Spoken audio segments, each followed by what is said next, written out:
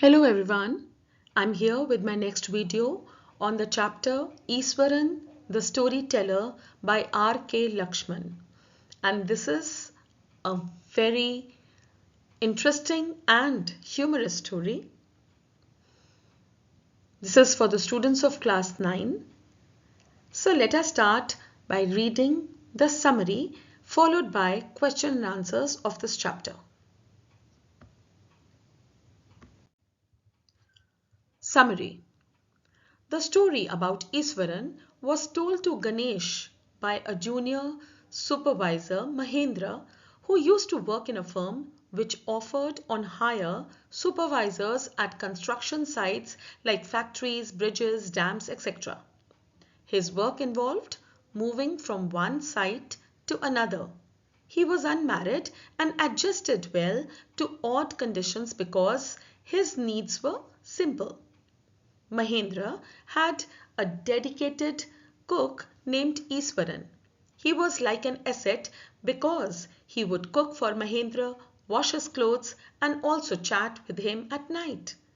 Iswaran was a master storyteller and could make up innumerable stories on different subjects. Another quality of Iswaran was his ability to improvise cooking material even at the remotest place. He could cook delicious dishes quickly as if he were doing some magic. Mahendra's daily routine started with getting up early and leaving for work after breakfast. He would also carry lunch with him. When his master was away, Iswaran would use his time to finish off daily chores and have a leisurely bath after that. After lunch, he would read for a while and then take a nap. Iswaran was fond of reading popular Tamil thrillers. Their imaginative descriptions and narrating styles would fascinate him. Influenced by these thrillers, he would add suspense and surprise even to the smallest incident during storytelling. Mahendra loved this style and would listen to Iswaran without interrupting him. Iswaran would start a story with an introduction. Introduction means prologue, in which he would lay the background about a character, usually negative, whose story followed. Then he would describe an elaborate incident involving that character. While describing, Iswaran would get carried away and would jump about on the floor. He would continue narrating and build up a situation that required a savior or a hero-like character to resolve it. Iswaran narrates the story of the Tusker in his unique style. He starts by giving an introduction, that is prologue, in which he describes elephants that turn wild and become uncontrollable. He then gives an account of how one day a tusker escaped from the timber yard and destroyed the bushes, creepers, branches that come in its way. While describing, Iswaran gets carried away by the narrative and jumps about on the floor. He continues narrating the details regarding the forced entry of the elephant, first in the town and then in his school. He builds up suspense by describing the fear that gripped the people of his town, his teachers, and the boys in his school. He then very cleverly assumes the role of a hero and goes on to narrate how he, merely a student of junior school, grabbed a cane from a teacher and ran down to challenge the tusker. He tried to scare him by stamping its feet and kicking up mud. But Iswaran said that he was so brave that he hit hard on the third toenail of the elephant and then stunned the animal that shivered and collapsed.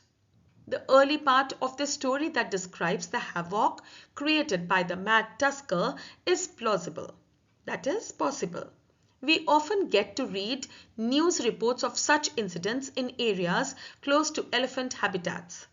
However, the latter part, when The later part, when Iswaran claims to disempower the elephants, is impossible but hilarious. Hilarious means funny. Taming a wild elephant in a snap with a cane held by a junior class student is far-fetched but interesting.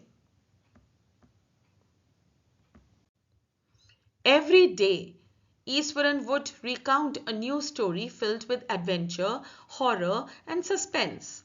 Mahendra enjoyed listening to these stories even if they were unbelievable. Iswaran thus entertained Mahendra like a TV.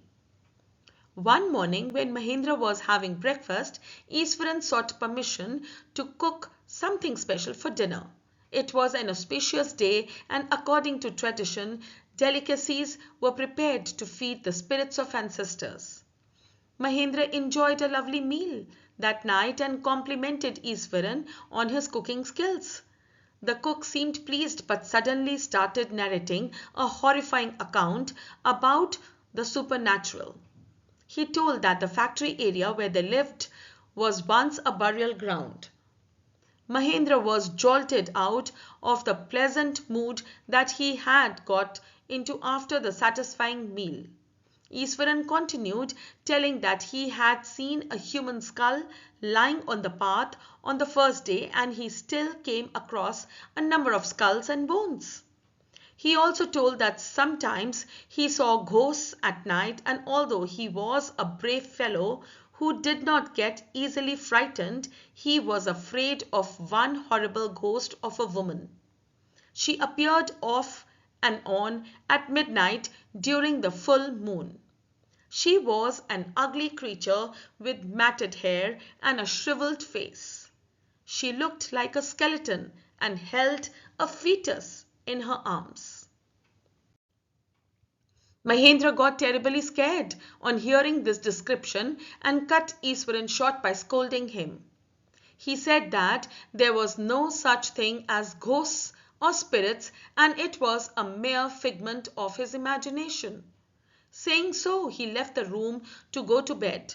He expected Iswaran to sulk for some days over the scolding, but to his surprise, the next morning Iswaran was as cheerful and talkative as ever. But Mahendra could not go to bed comfortably after that night. He would look into the darkness outside through the window next to his bed to make sure that there was no one nearby. But he could not see anything other than darkness and twinkling lights of the factory. Earlier he used to admire the milky white landscape on full moon nights. But after hearing Iswaran's story of the female ghost, he avoided looking out of the window on moonlit nights. One night Mahendra was woken up from his sleep by a low crying sound close to his window. At first he thought it to be a cat looking for mice, but soon realized that it was not so. However, he stopped himself from looking out because he was afraid. When the sound grew louder, he could not stop himself and lowering himself to the level of the windowsill, looked out of the window at the white moonlit night. There he saw a dark cloudy form holding a bundle. Mahendra got so frightened that he fell back on his pillow, breathing heavily.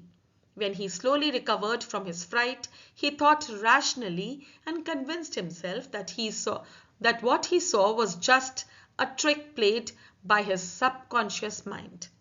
However, he forgot everything about previous night's experience after his morning routine. As always, Iswaran greeted him at the door with his lunch packet and his bag just when Mahendra was stepping out. Iswaran told him that he had come running last night when he heard a crying sound from his room. This revelation scared Mahendra so much that he went straight to his office and put in his resignation. He resolved to leave the haunted place the very next day. So that was the hilarious story with a lot of suspense and thrill. Now let us start with the question and answers. Question 1. Who was Mahendra? How was Iswaran helpful to him? The answer is, Mahendra was a junior supervisor in a firm. Iswaran was quite attached to him and remained with him uncomplainingly wherever he was posted.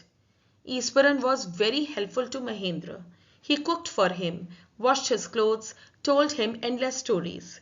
He had an amazing capacity to produce vegetables and cooking ingredients anywhere.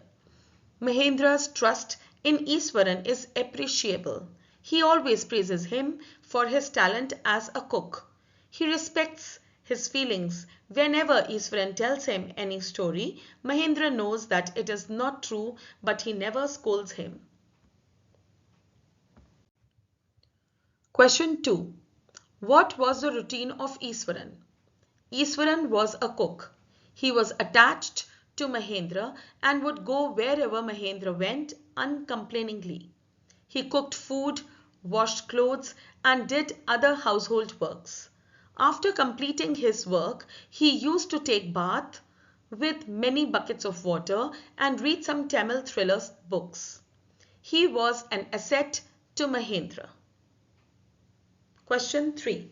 Why does author say that Iswaran seemed to more than make up for the absence of TV in Mahendra's living quarters?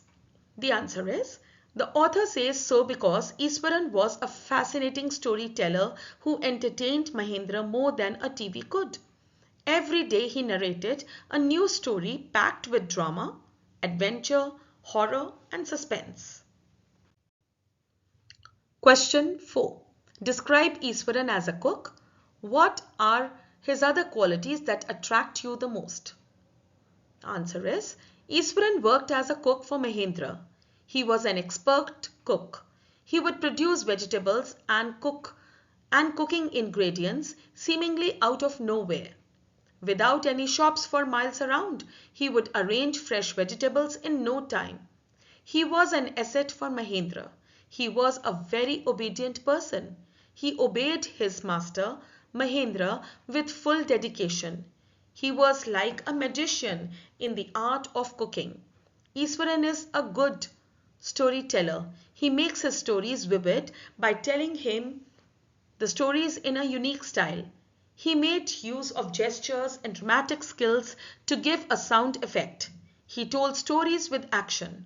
Suspense and surprise were the chief qualities of his stories that attracted us the most. Question 5. Mahendra did not believe in ghosts. What happened to him on the last full moon night? Do you think ghosts exist? The answer is, one day Iswaran told Mahendra about a female ghost. It made him uneasy. He did not have the courage to look out of the window on a full moon night.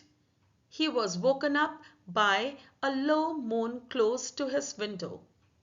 He did not want to see what there was, but out of curiosity he looked outside the window. He was shocked to see the ghost of a woman.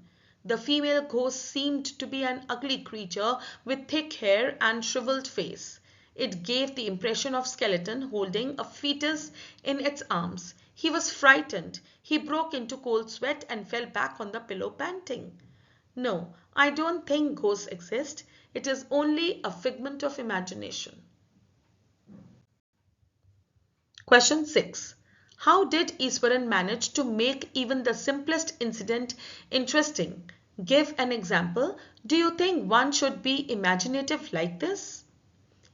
Answer is, instead of saying that he had seen an uprooted tree on the highway, he would say the road was deserted and I was alone. Suddenly I spotted something that looked like an enormous beast sprawled across the road. I was half inclined to turn and go back, but as I came closer, I saw that it was a fallen tree. Iswaran was very imaginative. This is how he managed to make even the simplest incident interesting. I think one should be realistic instead of being too imaginative. If one is like Iswaran, he is never trusted. His factual information is not accepted. Question 7. Describe Iswaran's encounter with the elephant. The answer is, Iswaran narrates the story of the tusker in his unique style. He starts by giving an introduction, that is prologue, in which he describes elephants that turn wild and become uncontrollable. He then gives an account of how one day a tusker escaped from the timber yard and destroyed the bushes, creepers, and branches that came in its way. While describing, Iswaran gets carried away by the narrative and jumps about on the floor. He continues narrating the details regarding the forced entry of the elephant, first in the town and then in his school. He builds up the suspense by describing the fear that gripped the people of his town, his teachers, and the boys in the school. He then very cleverly assumes the role of a hero, goes on to narrate how he, merely a junior student, grabbed a cane from a teacher and ran down to challenge the tusker. It tried to scare him by stamping its feet and kicking up mud, but Iswaran said that he was so brave that he hit hard on the third toenail of the elephant and stunned the animal, shivered and collapsed. The early part of the story that describes the havoc wreaked by the mad tusker is plausible, that is possible. We often get to read news reports of such incidents in areas close to elephant habitats. However, the later part of the story, when Iswaran claims to disempower the elephant, is impossible but hilarious. Taming a wild elephant in a snap with a cane held by a junior class student is far-fetched but interesting.